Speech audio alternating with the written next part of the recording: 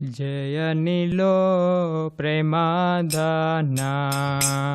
Karuna Prachu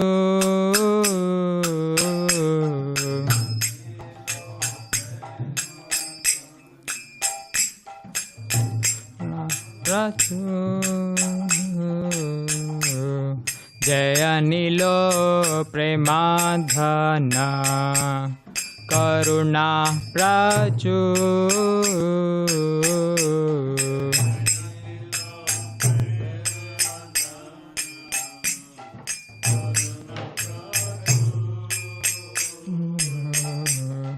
Heno Prabhu Kota Gela Acharya Thakur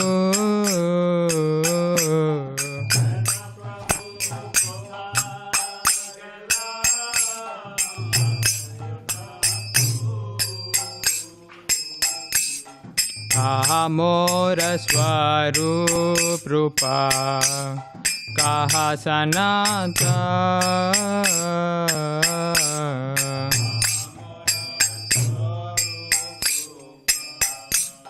Kaha sanata Kaha dasa ragu Nata patita pava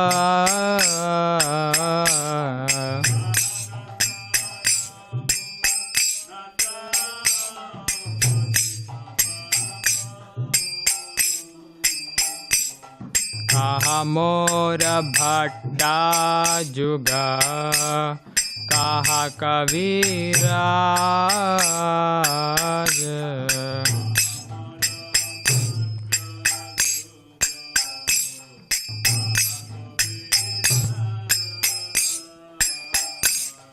Ekakal kota gela gora nataraja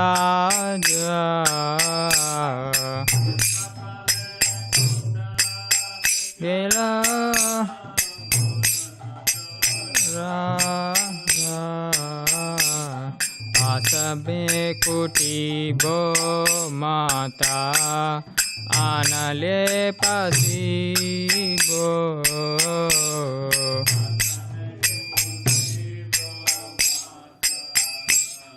Anale pasibo Gauranga gunera Nidhi kotagela pabo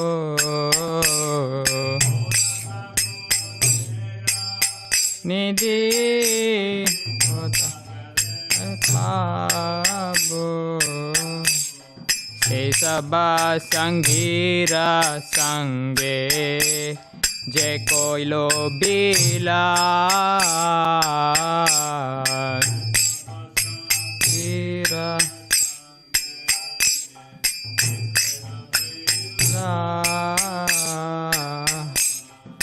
Sanga na paiye kande narotamada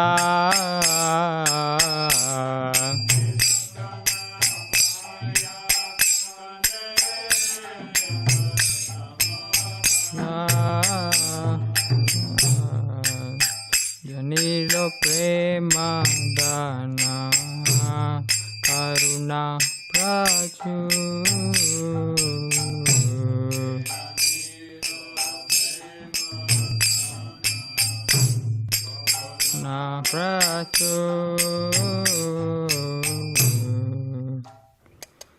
Should I read the translation, Prabhuji, or no? Yeah. He who brought the treasure of divine love and who had filled with compassion and mercy, whereas such a personality as Srinivasa Acharya gone? Where are my Swarupa Damodara and Rupa Goswami? Where is Sanatana? Where is Raghunath Dasa, the savior of the fallen? Where are my Raghunath Bhatta and Gopala Bhatta, and where is Krishna Dasa Kaviraja? Where did Lord Gauranga, the great dancer, suddenly go? I will smash my head against a rock and enter into fire. Where will I find Lord Gauranga? the reservoir of all wonderful qualities. Being unable to obtain the association of Lord Gauranga, accompanied by all of these devotees in whose association he performs his pastimes, Narottama Dasa simply weeps.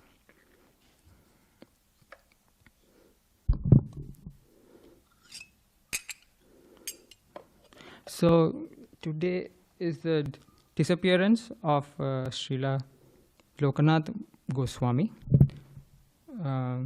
So we'll first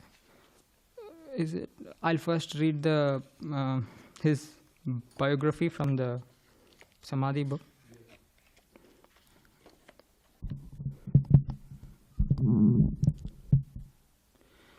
Sri Lokanath Goswami is a personal associate of Lord Gauranga, fully absorbed in pure love. He was the eldest of the Goswamis living in Vrajabhumi. He shunned name and fame so much that he asked Krishnadas Kaviraja to keep his name out of Chaitanya Charitamrita. His body and mind were completely attached to Vrindavana Dham. The divine leelas of Radha Vinoda played in his heart. His ears existed only to hear the Srimad Bhagavatam. Anyone who reads the Srimad Bhagavatam, said Lokanath Goswami, he is my friend. Once, Sri Krishna himself appeared and gave Lokanatha a deity of Radha Vinoda. Lokanath Goswami carried his deity all over Vraja in a cloth bag hung around his neck. Although first rejecting, Lokanath Goswami finally accepted Narottama Dasa for initiation as his only disciple. He appreciated his genuine humility and determination to serve. Every night for 1 year, Narottama Dasa secretly served his guru by carefully cleaning the field where Lokanath Goswami passed stool. Lokanath Goswami's original deities of Radha Vinoda are now worshipped in Jaipur, Rajasthan. A Pratibhu Murti, expanded form of the original deity of Radha Vinoda, adorns the altar at the Radha Gokulananda temple in Vrindavan. The Samadhi of Lokanath Goswami is the largest one in the temple courtyard. He serves Srimati Radharani as Manjulai Manjari in the Nitya Vrindavana Leela.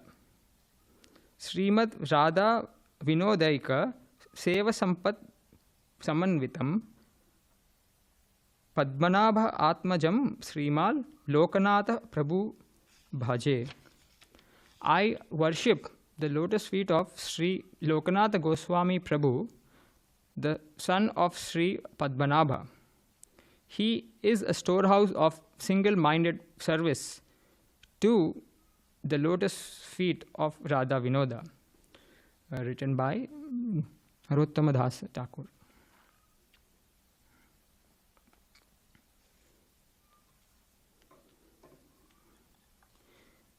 So there are also some few pastimes we can share of Lokanath Goswami. So as the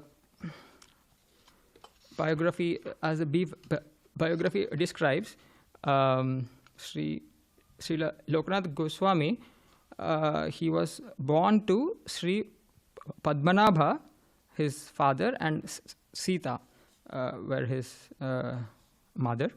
He was born in the Jessore district of Bangladesh. It turns out that all of the six all meaning Rupa Goswamis, Sanatana Goswami, and others, they also appeared here in this Jessore district of Bangladesh. Have you been to Bangladesh, Prabhu? No. Yeah, and so the young Lokanath Goswami, he moved from Jessore district to Navadvip Dham. And for many years, he was a close associate of Lord Chaitanya Mahaprabhu. And he was there, and he actively participated in the establishment of the Harinam Sankirtana movement. So this was before Lord Chaitanya Mahaprabhu took sannyas. So when Lord Chaitanya started the Sankirtana movement, he, along with all of the close associates of Lord Chaitanya, they performed Harinam Sankirtan day and night at the house of Srivas Thakur. Then after a few years, Lord Chaitanya took him to a secluded place and spoke about his plan to take sannyas. And he personally spoke to Lokanath Goswami that you should not be here to witness this, and as it will break his heart. And Lord Chaitanya advised him to go to Vrindavan. And he informed him that I will come to Vrindavan later. And so for that, he requested Lokanath Goswami to make arrangements. So Lokanath Goswami was broken-hearted, and he pleaded with Lord Chaitanya not to take sannyas. But when he understood that it was a firm desire and that the Lord has decided to take sannyas, he understood that he needs to accept that and follow his instructions on how to serve him. So then, based on the instruction given to him, Lokanath Goswami, he begged for the blessings of all the devotees in the Navadvip Dham for their mercy to go and settle down in Vrindavan. So the Acharyas explained that Vrindavan and Mayapur Dham are very special places, and so while planning to visit these holy places, one should seek the blessings of devotees as it was done by Lokanath Goswami. So then he left Navadvip Dham, and all throughout his journey to Vrindavan, he was broken-hearted, and he was even not able to move ahead. But the only thing that kept him to move ahead and visit Vrindavan is that yes, at one day, Lord Chaitanya would also be coming there, and he would get an opportunity to serve him. So in Vrindavan, he was constantly longing for the association of Lord Chaitanya. And as he was in Vrindavan, at that particular point of time, there were no any other Gaudiya Vaishnavas there. I think he was among the first who has been to Vrindavan. But he would hear the stories of Lord Chaitanya, how after he took sannyas, he went to Jagannath Puri, and then from there, how Lord Chaitanya Mahaprabhu traveled to South India. So out of separation of Lord Chaitanya, when Lokanath Goswami, he heard that Lord Chaitanya was traveling in South India, he also traveled all the way from Vrindavan in a hope that he could meet Lord Chaitanya in South India. So then he keeps walking, and then by the time he reaches South India, the locals over there, they inform that Lord Chaitanya has already visited this place and he has traveled back to Puri. And then from there he decides, okay, let me at least, get an opportunity to meet Lord Chaitanya and take his association in Puri. And so he travels to Puri as well. Over there, he comes to know that Lord Chaitanya has started a journey towards Vrindavan. So then again he goes back to Vrindavan all the way. And all of this is through, he was just walking all through. It's quite an arduous journey. And when he arrives at Vrindavan, he comes to know that Lord Chaitanya recently stayed in Vrindavan for 2 months, and then he moved to Prayaga. Then he decided, okay, next day I will, travel to Prayaga. Then Lord Chaitanya, he comes to the dream of Loknath Goswami. He says that it's my desire that you stay in Vrindavan itself. And he has shared his vision how the other Goswamis would also come to Vrindavan eventually and serve the mission of Lord Chaitanya. So here are some of these points about Loknath Goswami. Would anyone like to share anything more? Prabhuji? He said he's the eldest out of the 6. I think he's not included in the 6 Goswamis, right? Yeah, but he's elder than all of them.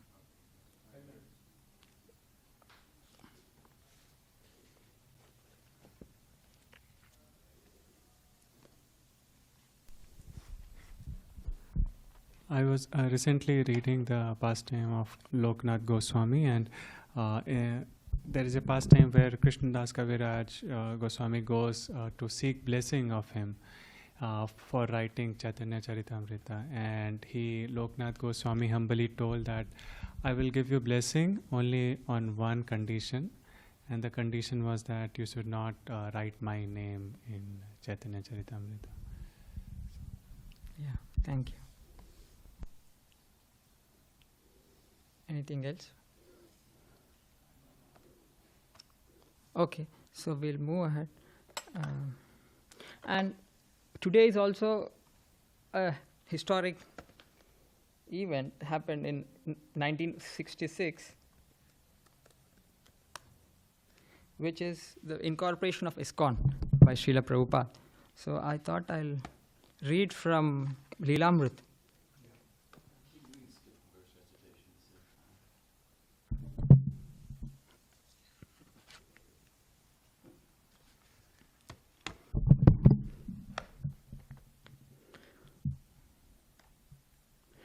So this is in 1966.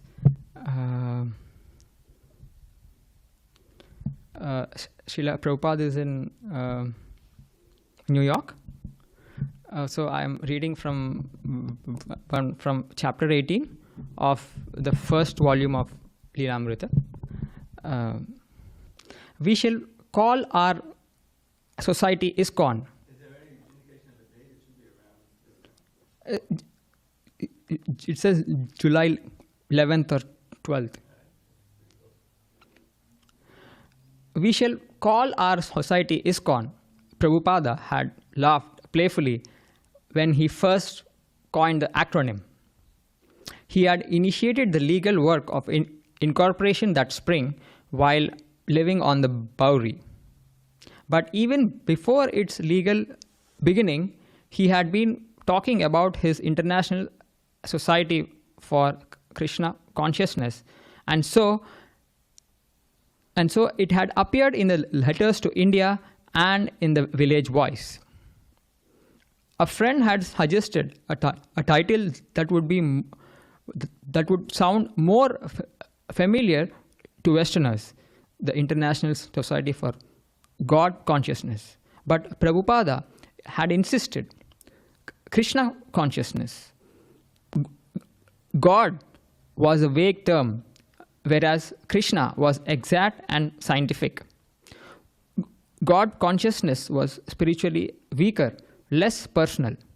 And if the Westerners didn't know that Krishna was God, then the International Society for Krishna consciousness would tell them by spreading his glories in every town and village. Krishna consciousness was Prabhupada's own rendering of a phrase from Srila Rupa Goswami's Hadyavali, written in the 16th century. Krishna Bhakti Rasa Bhavita, to be absorbed in the mellow taste of executing devotional service to Krishna.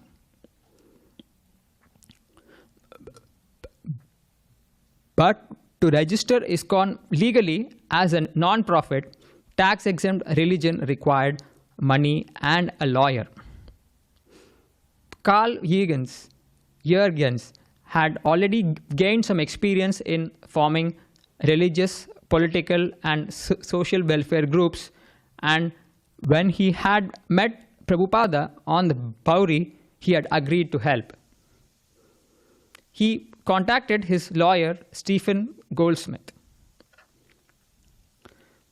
Stephen Goldsmith, a young Jewish lawyer with a wife and 2 children, and had an office on Park Avenue, was interested in spiritual movements. When Carl told him about Prabhupada's plans, he was immediately fascinated by the idea of setting up a religious corporation for an Indian Swami. He visited Prabhupada at 26 2nd Avenue, and they discussed incorporation, tax exemption, Prabhupada's immigration status, and Krishna consciousness. Mr. Goldsmith visited Prabhupada several times. Once he brought his children who liked the soup the Swami cooked. He began attending evening lectures, where he was often the only non-hippie member of the congregation. One evening, having completed all the legal groundwork and being ready to complete the procedures for incorporation, Mr. Goldsmith came to Prabhupada's lecture and Kirtana to get signatures from the trustees of the new society. July 11th, Prabhupada is lecturing. Mr. Goldsmith, wearing slacks and a shirt and tie, sits on the floor near the door, listening earnestly to the lecture despite the distracting noises from the neighborhood. Prabhupada had been explaining how scholars misled innocent people with non-devotional interpretations of the Bhagavad Gita, and now, in the recognition of the attorney's respectable presence, and as if to catch Mr. Goldsmith's attention better, he introduces him into the subject of the talk. I will give you a practical example of how things are misinterpreted. Just like our president, Mr. Goldsmith, he knows that expert lawyers, by interpretation, can do so many things. When I was in Calcutta, there was a rent tax passed by the government, and some expert lawyer changed the whole thing by his interpretation. The government had to reenact a whole law because their purpose was foiled by the interpretation of this lawyer. So, we are not out for foiling the purpose of Krishna for which the Bhagavad Gita was spoken. But unauthorized persons are trying to foil the purpose of Krishna. Therefore, that is unauthorized. All right, Mr. Goldsmith, you can ask anything. Mr. Goldsmith stands, and to the surprise of the people gathered, he makes a short announcement asking for signers on an incorporation document for the Swami's new religious movement. Prabhupada said, "They are present here. You can take the addresses now." Mr. Goldsmith, "I can take them now." "Yes." Prabhupada. Yes, you can. Bill, you can give your address. And Raphael, you can give yours. And Don, Roy, Mr. Green. As the meeting breaks up, those called on to sign as trustees come forward, standing around in the little storefront, waiting to leaf cursorily through the pages the lawyer has produced from his thin attaché, and to sign as he directs. Yet not a soul among them is committed to Krishna consciousness. Mr. Goldsmith meets his quota of signers, a handful of sympathizers with enough reverence toward the Swami to want to help him. The first trustees who will hold office for a year until the first annual meeting of the corporation are Michael Grant, who puts down his name and address without even reading the document, Mike's girlfriend Jan, and James Green. No one seriously intends to undertake any formal duties as trustees of the religious society, but they are happy to help the Swami by signing his fledgling society into legal existence. Okay, I'll stop here. Do you know who James Green is? Does James Green take initiation later? No. I don't recognize that name. Yeah. But certainly, Michael. Yeah. Michael Grant did. Okay. Maybe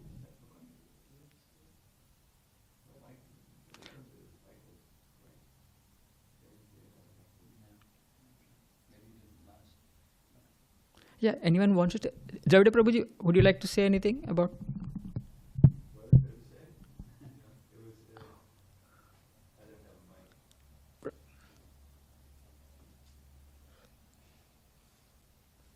Can you use the mic?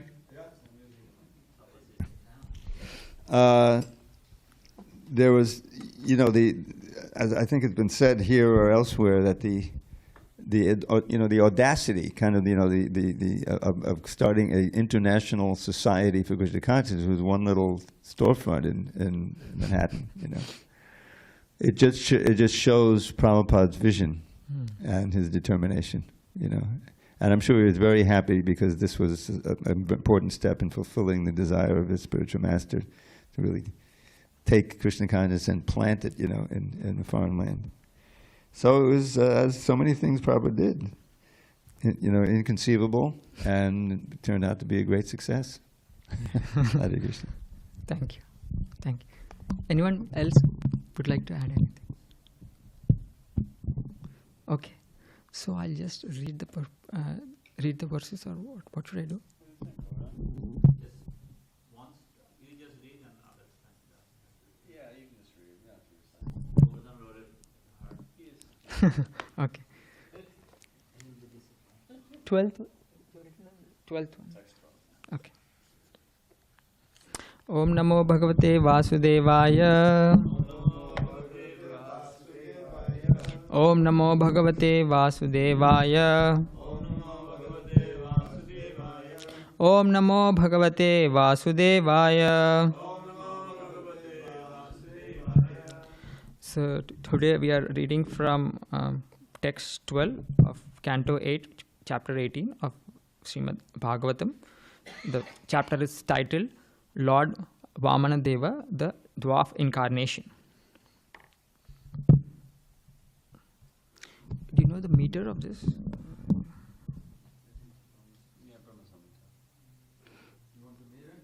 Yattad vapur bhati. Yattad vapur bhati vibhushanayudhair. Avyakta chidvyaktam adharayad tarihi.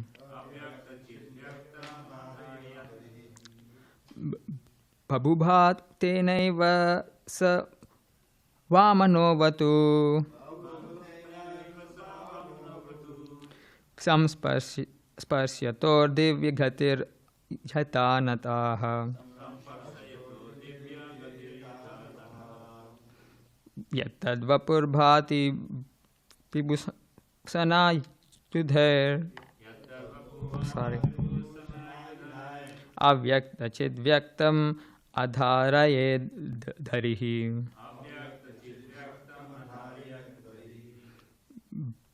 Babhuva tenaiva savamano vatuhu. Samsparsyatoryor divyagatir yatanataha. Yattad vapur bhati vibhusana yudhair. Avyakta chidvyaktam adharayed dharihi. Babhuva tenaiva savamano vatu. Samsparsyator divyagatir yatanataha.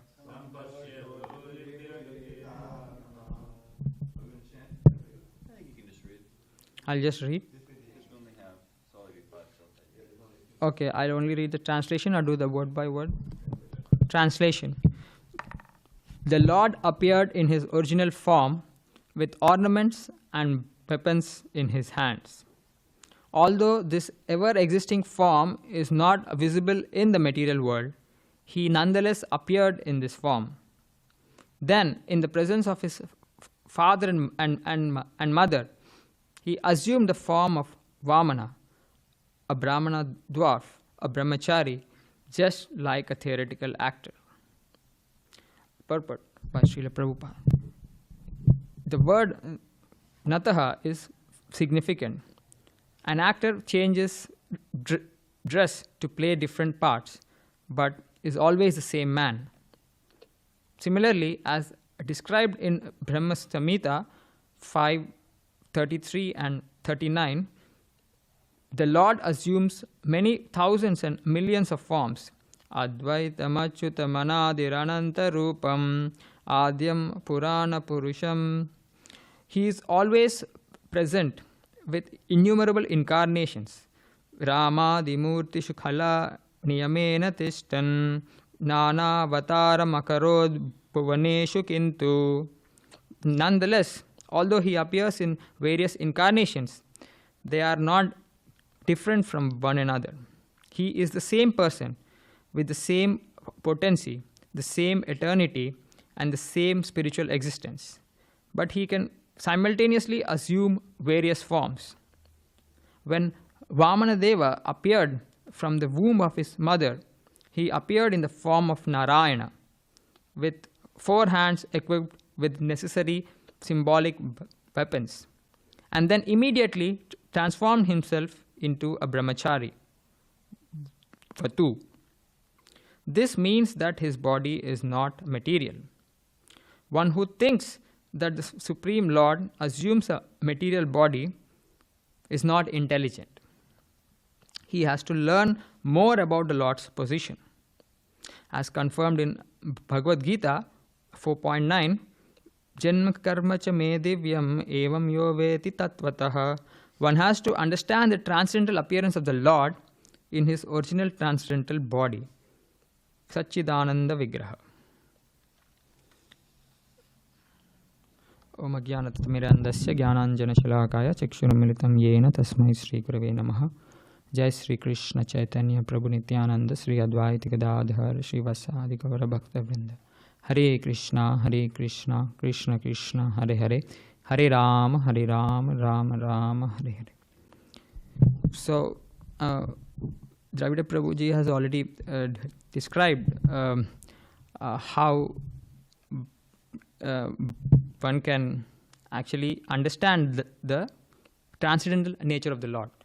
So that is by taking shelter of a bona fide spiritual master and serving him dutifully with an intention to please, right? So then that particular individual can understand by the mercy of the spiritual master and the Lord himself, how the Lord performs his different pastimes, how he appears in this world, and what are the different details of how the Lord interacts or uses his energies in order to enact his play and also kill the demons and satisfy his pure devotees. So here we see that Srila Prabhupada mentioning that the Lord here appeared as in the form of Vishnu, and then he immediately transformed into a brahmacārī. Right? So Prabhupada explains that this means that his body is not material. Right? So we see the example from Mahabharata where Duryodhana had, he was in the physical proximity of Lord Sri Krishna, right? But he always had this conception that he's like one of us, right? His body and everything is also like, the one I have. And especially when there was an incident in the Mahabharata where Lord Krishna, he personally visits the assembly of the Kauravas, and he urges Duryodhana to make peace with the Pandavas. And he urges him that you can give half of the kingdom to them because they are the rightful owners, because they have completed their 14 years in exile, and now it is your duty to give back this particular kingdom. And similarly, all the other elders in the assembly also agree to Lord Sri Krishna. Even Dhritarashtra, Bhishma, Drona, everyone approves what Lord Sri Krishna is speaking, and all of them urge Duryodhana to dutifully and as a matter of honor, right, to provide this half of this kingdom to Pandavas and live happily, right? But then Duryodhana was stubborn, right? He did not want to accept any good advice, and then he eventually and then he leaves that assembly in a fit of rage. He's basically thinking that how can anyone order me? I know what to do, and whatever I do is right, and no one can tell me anything. So this was how stupid and arrogant Duryodhana was, right? So he storms out of the assembly, and then Lord Krishna explains to the elders, saying that now I think he has gone far outside our reach, and something has to be done. And in fact, we have to just arrest him, and we have to just tie him up, and we should do what is right. And so Duryodhana comes to know about this, or he expects this, and then he, along with his small troop of followers, they scheme to arrest Lord Sri Krishna. and then some of the members of the Yadu dynasty, they come to know about it, especially Satyaki. I guess Satyaki is commander-in-chief. I see. So then Satyaki comes to know about this plan, and he informs, he comes to the assembly, and he brings his army as well, and then he informs Lord Sri Krishna.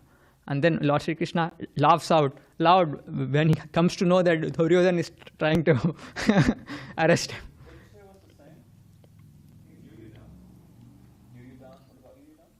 I think they're the same person. Oh, Yuyudan and okay. And then Lord Sri Krishna laughs out loud, and then he displays his Virata Rupa. He shows to everybody in the assembly how his any aspect of his energy is spiritual in nature. And then he, through that Virata Rupa, he shows how all of the different incarnations, like Balarama and many other incarnations, are actually coming out of his own body. So looking at this form, all of the elders, especially Bhishma, Drona, even Vidura was there in that assembly at that particular point of time. All of them were blessed. And then everybody, they take the darshan of the Lord, and they, again, when they see Duryodhana, they chastise him that you are a big fool, you don't know what is right, what is wrong, or what to do and what not to do. And because he is only being driven by his lower tendencies. So we understand that, right? So Prabhupada says that one who thinks that the Supreme Lord assumes a material body is not intelligent. So that is why we need to sharpen our intelligence under the guidance of the spiritual master and by the mercy of Lord Sri Krishna, so that we know what is what in terms of reality. Yeah, I would like to stop here. Would anyone like to add anything? Yeah, I was always under the impression that he showed this universal form to Duryodhana also. No? I'm not very sure of that privilege. I don't know whether Duryodhana at that point of time was there, or he stormed out. I'm not exactly sure. Yeah. All right, I'll research it. Anybody online? Does anyone have a comment or anything? Okay. Srimad Bhagavatam ki jai. Srila Prabhupada ki jai.